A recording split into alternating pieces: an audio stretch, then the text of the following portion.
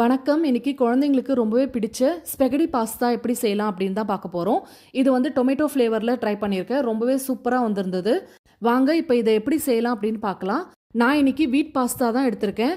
இப்போ ஒரு பேனில் 4 கப் அளவுக்கு தண்ணி சேர்த்துட்டு கொஞ்சமாக உப்பு, கொஞ்சம் ஆயில் சேர்த்து பாஸ்தாவையும் கட் பண்ணி சேர்த்துடணும். கிளறி விடக்கூடாது, தானாக அது உள்ளே போயிடும்.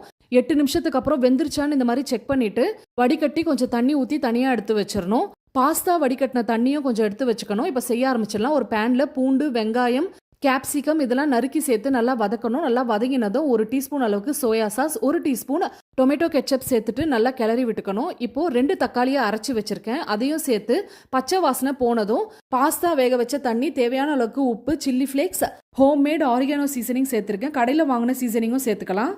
ஃபைனலாக வேக வச்சு வடிகட்டி எடுத்திருக்க ஸ்பெகடி பாஸ்தா சேர்த்து நல்லா மிக்ஸ் பண்ணி இறக்கனா சுவையான டொமேட்டோ ஸ்பெகடி பாஸ்தா ரெடி. ட்ரை பண்ணிவிட்டு உங்கள் ஃபீட்பேக்கை கமெண்ட் செக்ஷனில் சொல்லுங்கள். பை.